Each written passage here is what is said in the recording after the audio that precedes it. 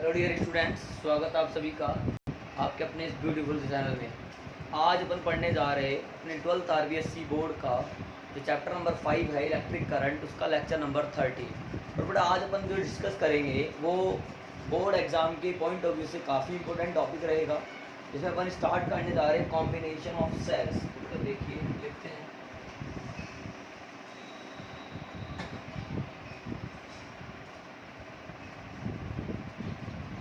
Sales का combination देखेंगे। इसमें भी अपन पहला जो बात करेंगे वो बात करेंगे बेटा सीरीज कॉम्बिनेशन की।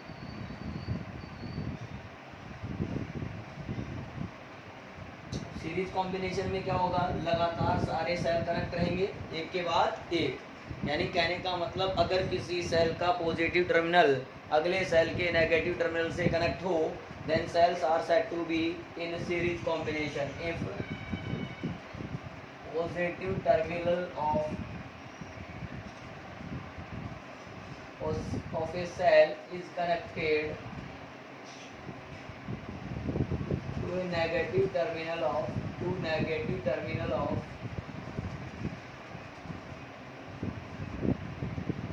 another cell,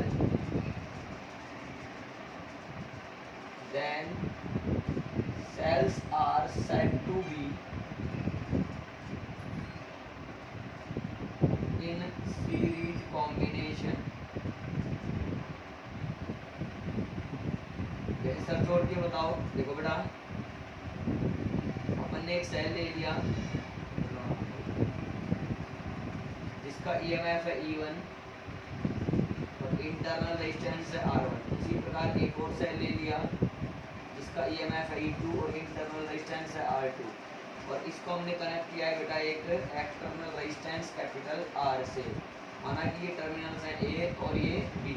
बेटा इन दोनों को मिलाकर के एक इक्विवेलेंट सेल बनेगा, तो उसका जो EMF होगा वो भी इक्विवेलेंट आएगा। उसको मैंने दिखा दिया इस तरह से, प्लस माइनस ये इक्विवेलेंट, इंटरनल रेजिस्टेंस भी R इक्विवेलेंट, और यहाँ पर ये external resistance as it is. तो बेटा ये A पॉइंट, ये B पॉइंट, यहाँ चाहिए तो एक C पॉइंट और आप दे सकते हैं। क्लियर बेटा, फटाफट से इतना तो नोट करें, फिर इसकी थ्योरी लिखेंगे और आंसर निकालेंगे।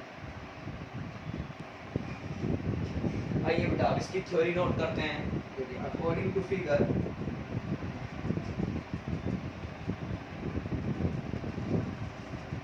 क्या लिखा हुआ है, देखो, two cells of EMF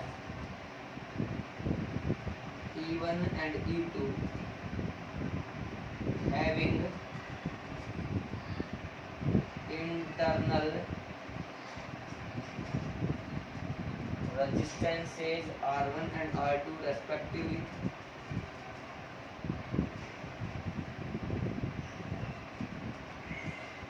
are connected in a series between the terminals of external resistance capital R। तो दोनों सेल जो हैं जिनका EMF E1 and E2, internal resistance R1 and R2, दोनों सीरीज में जुड़े हुए हैं किसके साथ, एक कैपिटल R रेजिस्टेंस के साथ, है ना। इन दिस कॉम्बिनेशन, नीचे लाइन देखो आपको, in this combination we have to find E equivalent and equivalent EMF, R equivalent and current flowing in the circuit।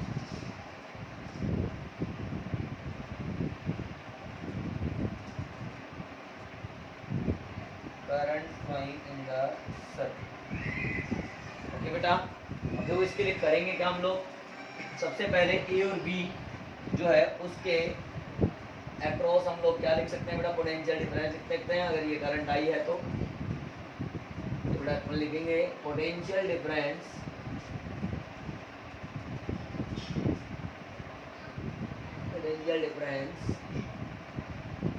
across external resistance capital R, यानी VAB is equal to IR, equation number 1। Again B A minus B B, जो A और B के बीच का potential difference है उसको कैसे लिख सकते हैं, सी को साथ में लेते हुए B A minus B C plus B C minus B B, यानी इसको लिखेंगे बेटा B A minus B C plus B C minus B B. अब बेटा B A minus B B is equal to A और C के बीच का पोटेंशियल डिफरेंस यानी टर्मिनल वोल्टेज क्या आएगा, बी बराबर ई माइनस आई आर, सिखाया था बेटा, तो आएगा E one minus I R one plus इसी प्रकार ये क्या आएगा E two minus I R two. बेटा तो बी ए बी लिख लो इसको, चाहे B A B is equal to E one and E two जुड़ जाएंगे तो E one plus E two, इन दोनों में माइनस आई कॉमन आ रहा है तो minus I R one plus R two. Equation number आ गया मेरे पास में, जो भी आया वन या sorry second. Again if E equivalent is equivalent EMF and R equivalent is equivalent internal resistance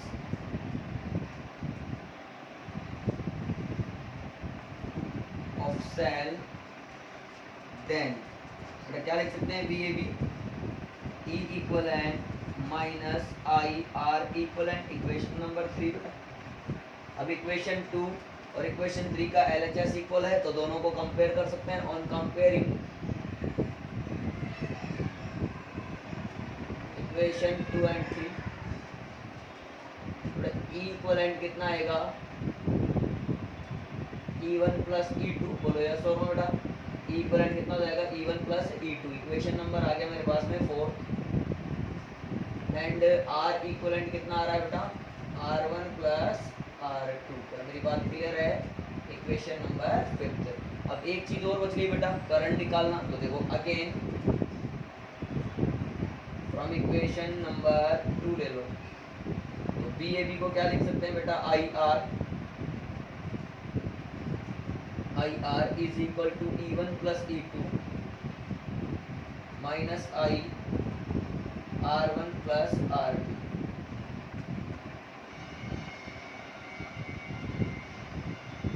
अब बेटा ये आई दोनों एक तरफ आ जाएंगे तो ये सारे जुड़ जाएंगे, R plus R1 plus R2 बराबर E1 प्लस E2। बेटा यहाँ से I कितना आ रहा है, E1 plus E2 upon R plus R1 plus R2। या फिर इसको कह सकते हैं बेटा E1 प्लस E2 को equivalent, capital R as it is, और याद आएगा हमारा R इक्वलेंट। इस तरह से ये डेरिवेशन परीक्षा में पूछा जा सकता है। क्लियर बेटा, फटाफट से नोट कर लो, कहीं कोई तकलीफ है तो आराम से देखो और फिर कमेंट कर सकते हो। पहले आप इसको नोट कर लीजिए एज इट इज।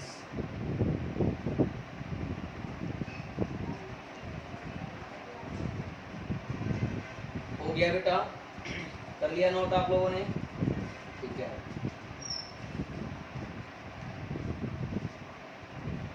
देखिए बेटा आगे तो बताते हैं, अपन ने इक्विवेलेंट निकाल लिया, आर इक्विवेलेंट भी निकाल लिया, अपन ने बेटा करंट जो कितना फ्लो रहा है वो भी हमने बता दिया।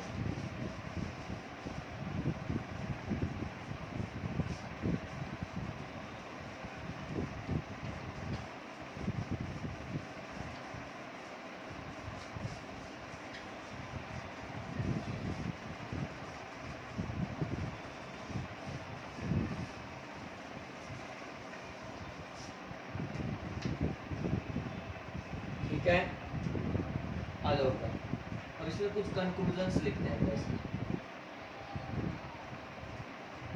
पहला कंक्लूजन ये है कि मान लीजिए अगर if n cells of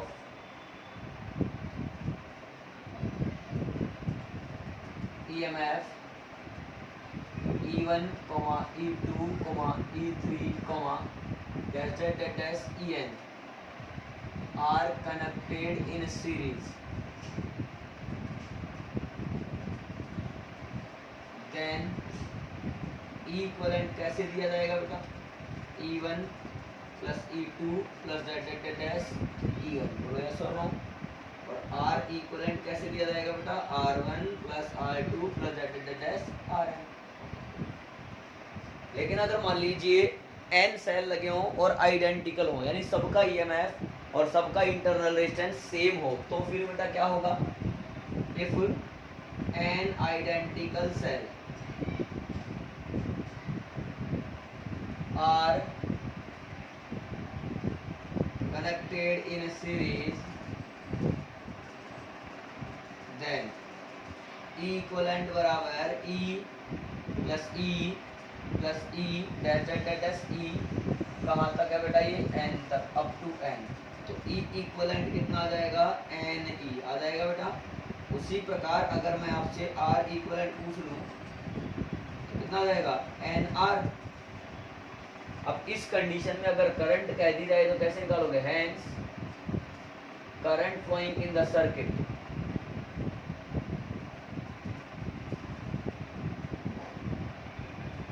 I बराबर होता है equivalent upon R plus R equivalent.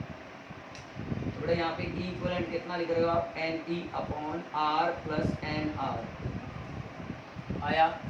इसमें भी केस बना सकते हैं, if R is greater than NR, then NR को छोड़ सकते हैं, I कितना जाएगा, NE अपॉन R, यानी N into E by R। इसी प्रकार अगर R जो है लेस देन NR हो तो फिर क्या करें, NR को छोड़ दो, मतलब R को छोड़ लो, NR रख लो, NE बटे NR क्या बचेगा बेटा, E बाई आया। अब बेटा एक बात बताओ, जरूरी थोड़ी अपन सेलों को सही क्रम में जचाएं, हो सकता है पोलरिटी किसी चेंज कर दें किसी सेल की, तो फिर क्या होगा बेटा, if polarity of one cell is reversed, polarity of one cell is reversed, then E equivalent क्या आएगा बेटा, या तो E1 माइनस E2 आएगा, या फिर E equivalent क्या आएगा, E2 माइनस E1 आएगा, यानी बड़े में से छोटे को कम कर दिया जाएगा। क्लियर बेटा, फटाफट से नोट करिए, ये हो गया आपका series combination of cell complete.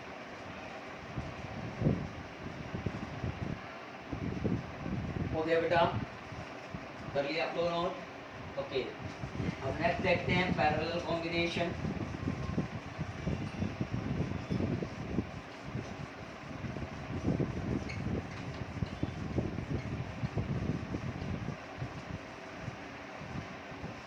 बेटा सेकंड आएगा हमारे पास में parallel combination.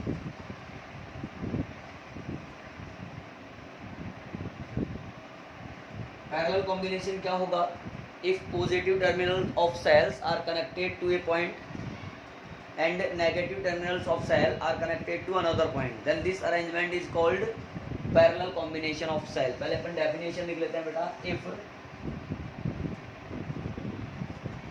positive terminals of cells are connected to a point and negative terminals of cells are connected to another point,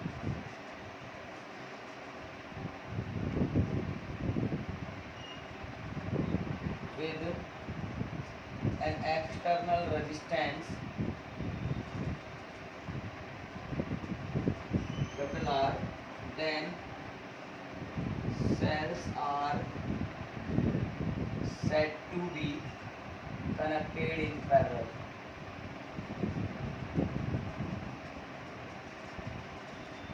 बेटा डायग्राम ड्रॉ करें, आइए। एक सेल है जिसका EMF E1, internal resistance R1, एक और सेल है जिसका EMF E2, internal resistance R2,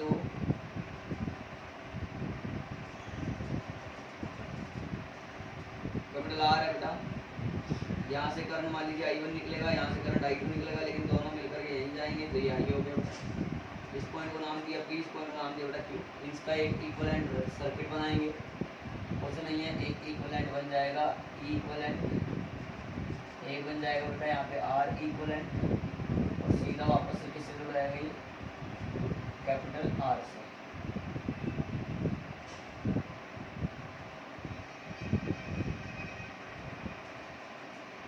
ठीक बेटा, थोड़ा थ्योरी लिखते हैं इसके बारे में। According to figure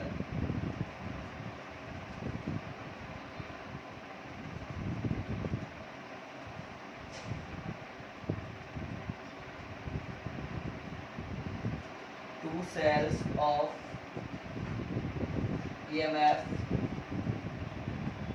E1 and E2 having internal resistances R1 and R2 are connected in parallel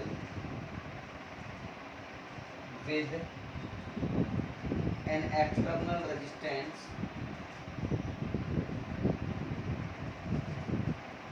capital R. Here let I1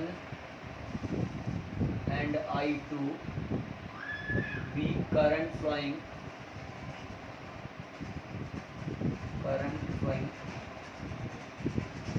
through the cell E1 and E2 respectively.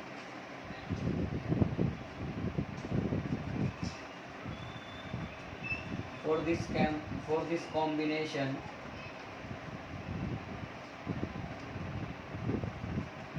we have to find E equivalent, R equivalent and current flowing in the circuit. सही बेटा, सबसे पहले क्या करें आप लोग, कुछ नहीं करना बेटा, यहाँ पर सीधी सीधी बात है कि हम लोग जानते हैं current in the circuit is I is equal to I1 plus I2. Let V is potential difference across points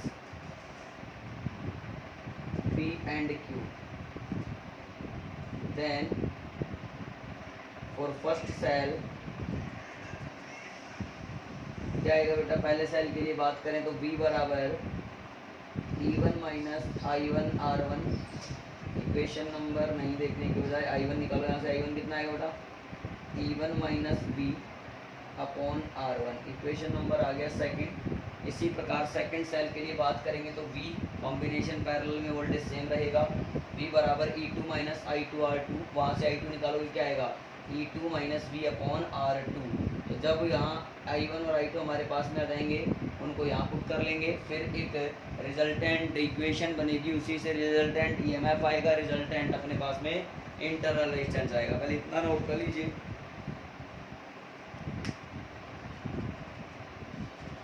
कर लिया बेटा, इधर का मिटा दूँ, आप इधर का इसलिए होंगे पोज करके लिख सकते हैं, स्क्रीन शॉट प्ले करके भी लिख सकते हैं बेटा, थ्योरी का पोर्शन है। अब क्या कर रहे हैं, सेकंड सेल के लिए इक्वेशन लिखते हैं बेटा ये, और सेकंड सेल दूसरे सेल की बात करें तो B बराबर E2 माइनस I2 R2, तो यहाँ से I2 कितना आएगा E2 minus V upon R2, equation number third. अब बेटा ये तो 2 और 3 से वैल्यू कहाँ डाल दो, फर्स्ट में डाल दो, keeping values of equation second and third in equation first.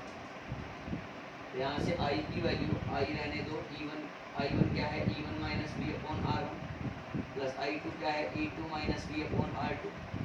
बेटा I इज इक्वल टू, इनको अलग अलग करके डिवाइड कर लो, E1 upon R1 minus V upon R1 plus E2 upon R2 minus V upon R2। बेटा I इज इक्वल टू, यहाँ से E1 और E2 वालों को देखो एक साथ, तो E1 R2 plus E2 R1 upon R1 R2। बेटा E1 upon R1 plus E2 upon R2, इन दोनों में एलसीएम क्या आएगा R1 R2, R2 मल्टीप्लाई होगा E1 से और R1 मल्टीप्लाई होगा E2 से, ये लिख दिया मैंने। इन दोनों में क्या कॉमन आया माइनस V, क्या आएगा 1 upon R1 plus 1 upon R2। बेटा और सोल्व करा थोड़ा, E1 R2 plus E2 R1 upon R1 R2 minus V, यहाँ पे वापस से R1 R2 और ऊपर आ जाएगा R1 प्लस R2। क्या मेरी बात क्लियर है बेटा आपको? ठीक है, अब मैं इस साइड का मिटा रहा हूँ बेटा, आप उधर का देखिए। अब क्या करेंगे, इस V वाली टर्म को उधर लेके जाएंगे। अब इस V वाली टर्म को उधर लेकर के जाओ, V R1 plus R2 upon R1 R2 और I को इधर ले आओ, ये हो जाएगा इधर माइनस का E1 R2 plus E2 R1 upon R1 R2 minus I। अब बेटा V निकाल लो और इसको पूरे को इधर भेज दो, तो इसको भेजोगे तो उल्टा करके मल्टीप्लाई कर लो, E1 R2 plus E2 R1 upon R1 R2 as it is, उल्टा करके मल्टीप्लाई करोगे तो क्या आएगा R1 R2 upon R1 plus R2 minus I। इसके साथ भी ऐसे ही मल्टीप्लाई होगा, ये R1 R2 upon R1 plus R2। बेटा R1 R2 से R1 R2 कैंसिल हो जाएगा, तो यहाँ पे क्या बचेगा V बराबर E1 R2 plus E2 R1 upon R1 plus R2 minus I R1 R2 upon R1 plus R2। Equation number आएगा बेटा ये अगला, यानी आएगा मेरे पास में 4। अब ध्यान से देखिए, ये हमारे पास आ गया V बराबर E equivalent minus I R equivalent. तो यहाँ से अब फॉर्मूला बनाएंगे, if E equivalent is equivalent EMF of combination and R equivalent is equivalent internal resistance, equivalent internal resistance of combination, then V is equal to E equivalent minus I R equivalent। Equation number 5। बेटा जैसे ही compare करोगे तो E equivalent तो ये आ रहा है और R equivalent ये आ रहा है, और लिख सकते हैं यहाँ पे on comparing equation 4th and 5th क्या आ जाएगा बेटा E equivalent की value E1 R2 plus E2 R1 upon R1 plus R2, क्या रहेगा इक्वलेंट। इक्वेशन नंबर आ गया मेरे पास में 6, कॉमा लगा के लिख देता हूँ बेटा। R इक्वलेंट कितना आ रहा है R1 R2 upon R1 plus R2, वैसे भी पैरेलल में थे तो यही आना था। इक्वेशन नंबर आ गया 7। क्लियर बेटा, फटाफट से लिखिए, फिर इसमें करंट का फॉर्मूला और लिख लेंगे और फिर कंक्लूजन्स खत्म।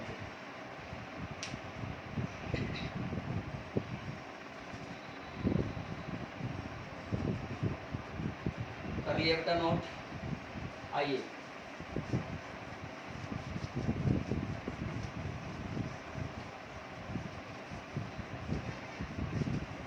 नेक्स्ट देखो बेटा इसके आगे, hence current flowing in the circuit, यानी जो नेट करंट फ्लो हो रहा है उसके बारे में बात। I बराबर क्या आएगा बेटा E equivalent upon R plus R equivalent, बस इस फॉर्मूले में वैल्यू डाल देंगे और वो क्या मिल जाएगा बेटा आंसर। ओके, अब इस पैरेलल कॉम्बिनेशन के भी कुछ कंक्लूजन हम लोगों को यहाँ पे नोट करने हैं बेटा। 2 कंक्लूजन हम लोग लिखेंगे। तो पहला क्या है, वही अगर n सेल हो E1 E2 E3 up to En और intersections R1 R2 R3 up to Rn और कहाँ जुड़े हो, पैरेलल में जुड़े हो, तो फिर E इक्विवेलेंट कैसे लिखा जाता है। तो देखो if n cells of EMF E1, E2, E3 dash En having internal resistances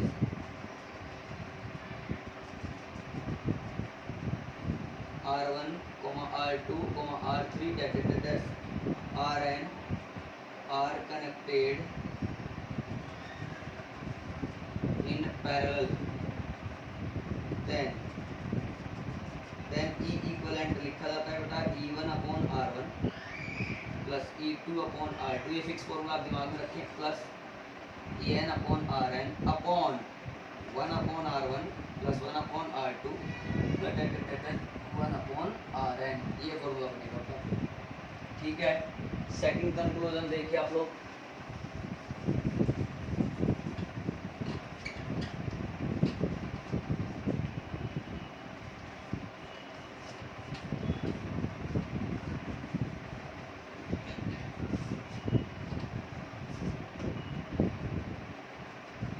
second conclusion ये है, if N identical cells are connected in parallel then बेटा फिर कैसे आएगा देखो, E इक्विवेलेंट बराबर E upon R plus E upon R plus डेट E upon R कहाँ तक बेटा, ये n तक, अप टू n, फिर बटा क्या लगाना पड़ता है बेटा यहाँ पे 1 upon R plus 1 upon R plus डेट 1 अपॉन R कहाँ तक बेटा, अप टू n तक। बेटा E इक्विवेलेंट यहाँ ऊपर आ जाएगा n E बाई R और नीचे आ जाएगा n बाई R, R से R कट गया बेटा, n से n कट गया, तो E इक्विवेलेंट कितना आ गया, ये आ गया, क्योंकि पैरेलल कॉम्बिनेशन में कॉम्बिनेशन का भी EMF यानी वोल्टेज क्या रहेगा, सेम रहेगा। क्लियर बेटा, ओके। और R इक्विवेलेंट कितना आ जाएगा बेटा यहाँ पे, R बाई n, सही। हेंस अगर I लिखोगे यहाँ पे तो I कितना आएगा, E upon R plus R by n। इसमें पॉइंट बना सकते हो, if R is greater than R then I बराबर E अपॉन R आ जाएगा। तो एक और यहाँ पे लिख देता हूँ बेटा, एक कंक्लूजन इसी का नीचे, if R is greater than R then I बराबर E upon R by n, तो n कहाँ चला जाएगा, ऊपर, तो n into E by R। Clear बेटा, फटाफट से नोट कर लीजिए आप इतना।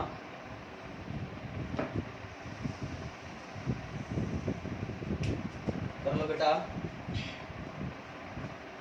आया समझ में? ओके डियर स्टूडेंट्स, आज के लिए इतना ही काफ़ी है। अपन ने आज लेक्चर नंबर 13 में बोर्ड परीक्षा में आने लायक 2 बातें की हैं, series combination of cell, parallel combination of cell. I hope आज आपको समझ में आ गया होगा। आराम से एक एक पॉइंट को समझें, पोज करके देखें, कोई डाउट हो तो कमेंट कर दें बेटा। अगर वीडियो पसंद आई तो इसे लाइक करिए, शेयर करिए और चैनल को सब्सक्राइब करना बिल्कुल भी ना भूलिए और लगातार पढ़ते भी रहिए। ओके बेटा, ऑल दी वेरी बेस्ट।